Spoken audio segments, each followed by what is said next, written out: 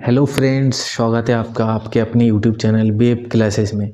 तो babe classes आप सभी के लिए लेकर आए हैं क्लास 12 बोर्ड फिजिक्स से related most important question series. तो आज हम इस मोस्ट इम्पॉर्टेंट क्वेश्चन सीरीज में देखने वाले हैं गाउस के प्रमेय के अनुप्रयोग, जिसमें आज हम पढ़ने वाले हैं गाउस के प्रमेय के पहला अनुप्रयोग, जिसमें अनंत लंबाई के आवेशित तार के निकट विद्युत क्षेत्र की तीव्रता ज्ञात करेंगे। देखिए दोस्तों, जहाँ कूलॉम का नियम फेल होता है वहीं पे गाउस का नियम आता है, और गाउस के नियम से आप किसी भी एक समान रूप से आवेशित वितरण के लिए आप विद्युत क्षेत्र की तीव्रता ज्ञात कर सकते हैं। तो उसी क्रम में आज हम देखने वाले हैं अनंत लंबाई के आवेशित तार। तो एक तार मान लेंगे हम जिसकी लंबाई है अनंत। तो इस तार में एक समान रूप से क्या है, ये आवेश वितरित है।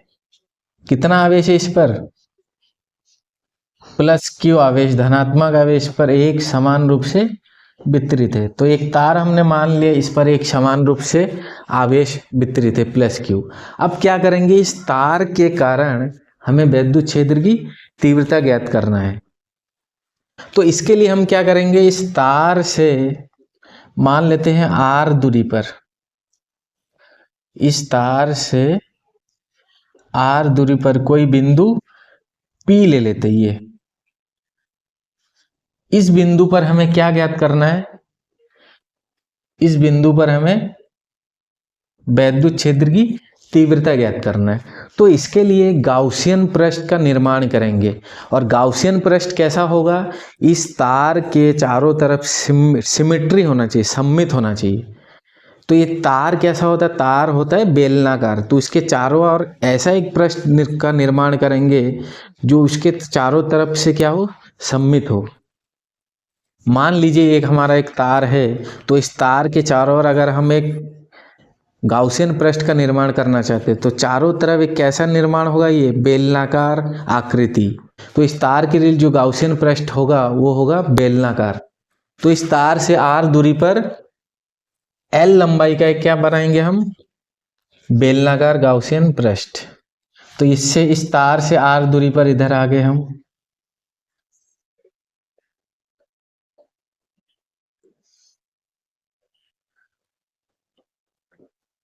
और इस तार से इस तरफ भी ये हमारा बन गया बेलनाकार आकृति। इस बेलन की जो लंबाई है वो स्मॉल l है, और इस तरफ भी r हो गया आपका, यहां से लेकर ये भी r है, तो ये भी r है। सिमेट्री है, इधर भी जितना डिस्टेंस इधर भी उतना डिस्टेंस। अब इस पृष्ठ का देखिए, इस पृष्ठ में तीन टाइप के सरफेस है। ये बेलन है, तो इस बेलन में तीन टाइप का सरफेस, ये नीचे वाला बॉटम ये सर्कल है, ऊपर वाला बॉटम भी सर्कल है, और ये जो पृष्ठ है इसको हम बोलेंगे कर्व्ड सरफेस एरिया, यानी कि वक्र पृष्ठ क्षेत्रफल। तो तीन टाइप के इसमें पृष्ठ है आपका। तो पहला, इस पृष्ठ को हम S1 कह देते हैं, इस पृष्ठ को S2 कह देंगे। और ये वाला जो पृष्ठ है ये बेलनाकार, ये वाला ये बेलन है, इसके चारों तरफ इस पृष्ठ को हम S3 कह देंगे। तो देखिए ये आवेश है, तो इसके वजह से हमने पढ़ा है, और इसका जो रेखीय आवेश घनत्व है, तार में जो एक समान रूप से वितरित है, इसका रेखीय आवेश घनत्व क्या है, लैम्डा। लैम्डा बराबर क्या होता है, Q/L। प्रति एकांक लंबाई में उपस्थित आवेश को हम क्या कहते हैं, रेखीय आवेश घनत्व लैम्डा कहेंगे। अब इसमें देखिए इलेक्ट्रिक फील्ड क्या होगा, इस तार से ये हो जाएगा हमारा इलेक्ट्रिक फील्ड की दिशा। हमेशा इधर से भी, इधर को भी इस तरफ है, चारों तरफ से ये इलेक्ट्रिक फील्ड की दिशा हो गई है। अब क्या करेंगे, तीन सरफेस एरिया है, तो हम यहाँ पे एक एरिया काटेंगे, छोटा सा एलिमेंट्री एरिया, जिसको लघुखंड कहते हैं। तो लघुखंड ये DS1 कहेंगे, क्योंकि ये पूरा जो क्षेत्रफल है S1 है, तो लघुखंड को DS1। इसकी दिशा क्या होगा, इसकी दिशा ये बाहर की तरफ DS1 वेक्टर। अब ध्यान से आप देखेंगे इलेक्ट्रिक फील्ड की दिशा इधर को कितना है, ये है, तो इन दोनों के बीच कितना एंगल बन रहा है, यहां पे आप देख सकते हैं, यहां लिख देते इसको DS1। तो ये एंगल कितना बन रहा है, 90 डिग्री का। उसी तरह यहां एक पृष्ठ काटेंगे DS2 और इसकी भी दिशा किधर को है, ये बाहर की तरफ, DS2 वेक्टर। अब देखिए यहां पे भी देख सकते हैं आप, इलेक्ट्रिक फील्ड ये हो गया बाहर की तरफ। जिस पॉइंट पे, यहां पे पॉइंट पे चेक करना है तो इस बिंदु से बाहर की तरफ, तो इसके बीच भी कितना एंगल बन रहा है, 90 डिग्री का। अब ये जो है, यहां पे भी एक एरिया काटेंगे, इस एरिया को क्या कहेंगे आप, DS3। इसकी भी दिशा क्या है, DS3 वेक्टर। अब ध्यान से देखेंगे, इलेक्ट्रिक फील्ड इधर है और DS3 वेक्टर भी उधर को है, तो इसके बीच जो एंगल बन रहा है वो कितना बन रहा है, 0 डिग्री। हमें इस तरफ फाइंड करना है, इस तरफ भी कर सकते हो, तो इसके लिए भी वही हो जाएगा 0 डिग्री। अगर यहाँ एरिया काटोगे तो इस तरफ, तो हमने केवल इस तरफ ले लिया। अब इसके लिए जो जो हमने बनाया यहाँ पे वो हमें लिखना है। माना अनंत लंबाई का एक आवेशित तार है जिस पर धनावेश +Q और रेखीय आवेश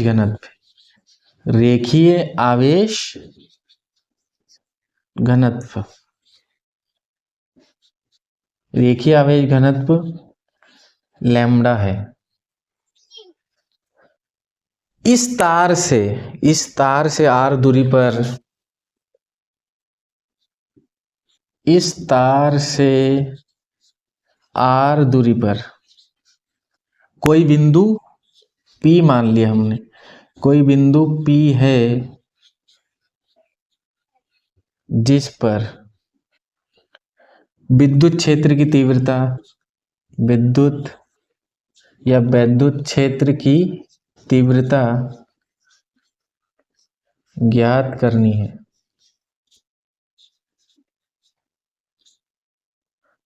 ज्ञात तो हम कर लेंगे, लेकिन गाउस का ये क्या है, एप्लीकेशन है, यानी गाउस के प्रमेय का अनुप्रयोग है। तो उसके लिए हमें एक गाउसियन पृष्ठ का निर्माण करना था। तो ये देखिए कैसा गाउसियन पृष्ठ का निर्माण करा हमने, बेलनाकार, जिसके लिए L लंबाई का बेलनाकार गाउसियन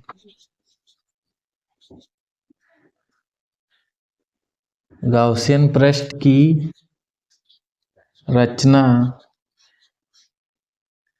करते हैं, जिसके लिए हम क्या करेंगे, L लंबाई का बेलनाकार गाउसियन पृष्ठ की रचना करते हैं या करेंगे। अब बेलनाकार कर दिया। अब देखिए ये सरफेस तीनों तरफ से है, ये सरफेस है, मान लीजिए ये बेलनाकार सरफेस है। अब गाउस ने क्या कहा था, पूरे सरफेस में से जो एरिया निकलेगा, इलेक्ट्रिक फ्लक्स ये चारों तरफ से निकल रहा। तो इसमें हमने 3 पृष्ठ मान लिया, ये S1, S2 और ये जो राउंड वाला शेप है ये वाला, इसको हमने S3 माना। तो सभी में से मान लिया कि इसमें से फ्लक्स निकलेगा φ1, इसमें से φ2, इसमें से φ3। तो हम लिखते हैं गाउसियन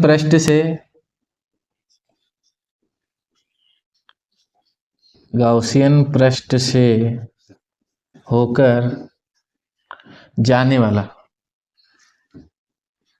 या गुजरने वाला कुल विद्युत फ्लक्स, टोटल फ्लक्स को हम क्या मान लिया, φE।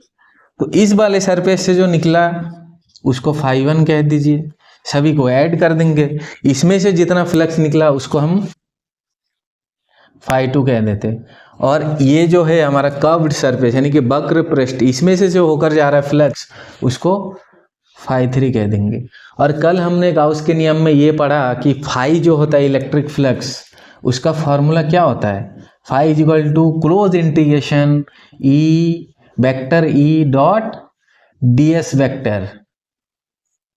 तो ध्यान दीजिए जो φ1 है, φ1 कहाँ है, इस S1 क्षेत्र से निकलने वाला फ्लक्स है। तो इसके लिए क्या लिखेंगे हम, close integration vector E dot ds1 vector plus ये S1 के लिए तो S1 लिख दीजिए यहाँ, क्लोज इंटीग्रेशन सरफेस S2 के लिए क्या आ जाएगा, vector E dot ds2 vector plus S3 के लिए क्या आ जाएगा, यहाँ पे S3 लिखेंगे vector E dot ds3 vector. अब डॉट प्रोडक्ट हटाएंगे और क्या लिखेंगे, S1 हो गया ये ई ds1 cos थीटा, ये डॉट प्रोडक्ट हटता है तो क्या आता है cos थीटा।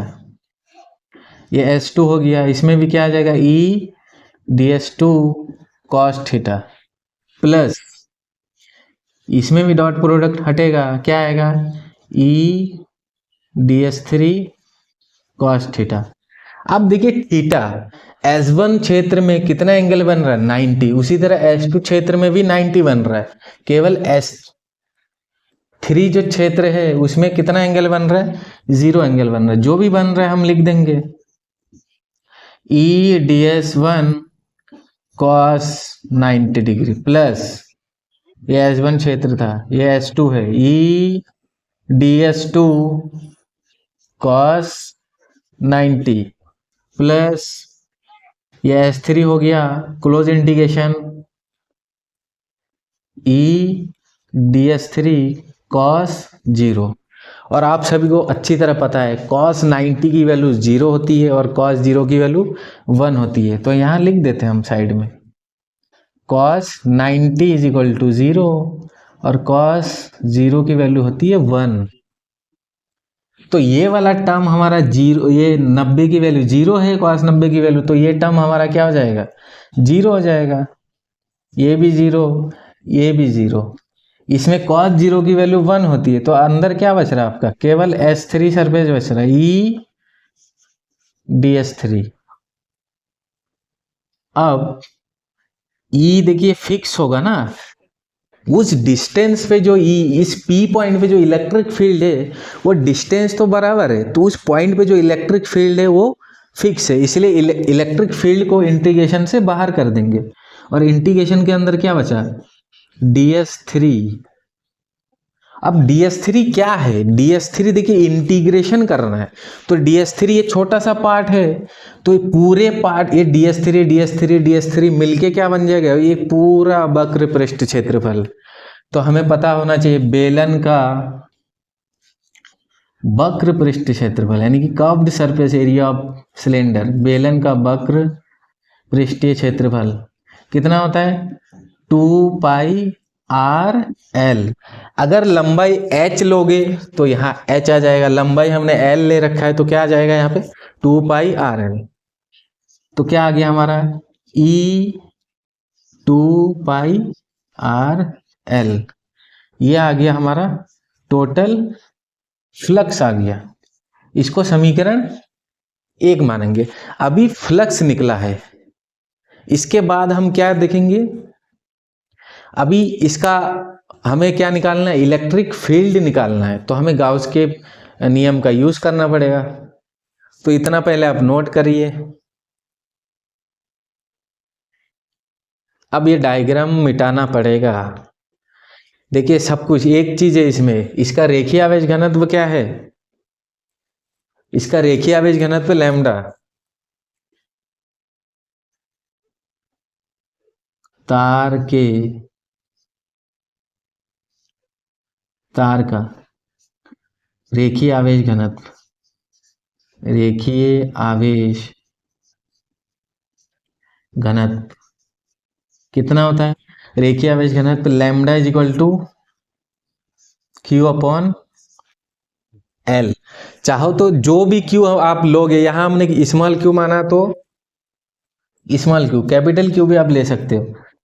तो यहां से देखिए आवेश बराबर क्या आ जाएगा, लैम्डा इंटू एल। इसको समीकरण 2 मान लीजिए आप।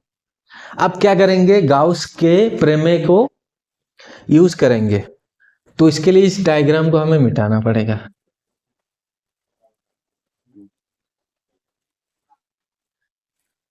अब ध्यान से देखिए, गाउस के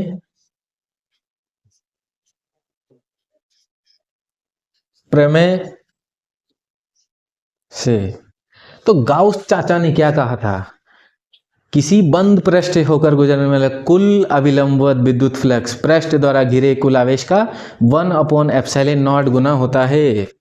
तो हम क्या करेंगे, total electric flux is equal to 1/ε times of total Q. तो टोटल क्यू कितना है, उस तार में हमने क्या लिया था, आवेश घनत्व लिया था। तो समीकरण 2 से क्यू का मान यहां रख देंगे। समीकरण 2 से मान रखने पर, क्यू का मान रखने पर, क्यू का मान रखने पर, तो यहां से क्या आ जाएगा आपका, phi E is equal to 1/ε0 into Q की जगह क्या आ गया, लैम्डा एल। इसको समीकरण 3 मान लेंगे। अब ध्यान से आप देख सकते हैं, समीकरण फर्स्ट और समीकरण 3 इन दोनों का LHS बराबर है, तो RHS क्या होगा, बराबर होगा। अतः समीकरण 1/3 से तो क्या है, E into 2πRL is equal to, इधर क्या है आपका 1/ε0 इंटू लैम्डा एल। ई की वैल्यू निकालना है, सबको भेज दीजिए उधर। क्या आ जाएगा, 1/, देखिए 2π है तो 2πε0, और इधर क्या है, लैम्डा एल, और अपॉन में एल लिख देते हैं। कुछ छूट रहा है क्या हमारा, 2πRL, सॉरी आर भी है यहाँ, 2πRL, हाँ ये आर भी यहाँ पे, देखिए एल से एल कैंसिल, तो क्या E is equal to R आपका 1/2πε0 लैम्डा अपॉन आर। देखिए अभी तक हमने जो कुछ भी फॉर्मूला पढ़ा उसमें क्या पढ़ा था, 1/4πε0। चाहे तो आप यहां तक कर सकते हैं, या इसको आप 2 से इंटू और 2 से डिवाइड कर सकते हैं। 2 से गुणा व भाग, 2 से गुणा व भाग करने पर, 2 से गुणा और भाग करोगे तो क्या आ जाएगा, 1/4πε0, और इधर क्या आ जाएगा, 2 लैम्डा अपॉन आर। ये हो गया अनंत लंबाई के तार के कारण वैद्युत क्षेत्र की तीव्रता का व्यंजक। देखिए ये किस चीज पे निर्भर कर रहा है, आर पे, यानी कि उस तार से आप जितना दूर जाते जाओगे आपका इलेक्ट्रिक फील्ड घटता जाएगा। तो इसके लिए ग्राफ भी बन सकता है, ई व आर के बीच, यानी कि इलेक्ट्रिक फील्ड, और ये आपका इलेक्ट्रिक फील्ड हो गया ये वाला डायरेक्शन, और इधर वाला आपका क्या हो जाएगा, आर हो गया डिस्टेंस। तो ये आप देख सकते हैं ध्यान से, ई किस चीज पे निर्भर कर रहा है, व्युत्क्रमानुपाती है डिस्टेंस के, तो ये आ जाएगा इलेक्ट्रिक फील्ड ई, क्योंकि ये घटेगा दूरी के साथ, दूरी बढ़ने पे क्या होगा, दूरी जितना बढ़ता जाएगा आपका इलेक्ट्रिक फील्ड घटता जाएगा। तो आज का हमारा ये टॉपिक था अनंत लंबाई के आवेशित तार के कारण वैद्युत क्षेत्र की तीव्रता का व्यंजक। ये बोर्ड के एग्जाम के पॉइंट ऑफ व्यू से बहुत ही ज़्यादा इम्पोर्टेंट क्वेश्चन है। तो आपको अगर हमारा वीडियोस पसंद आ रहा है तो अपने दोस्तों के साथ शेयर करिए, सब्सक्राइब करिए और बेल आइकन को प्रेस करिए, ताकि आपको more notification time to time मिलता रहे। Thank you so much, God bless you all.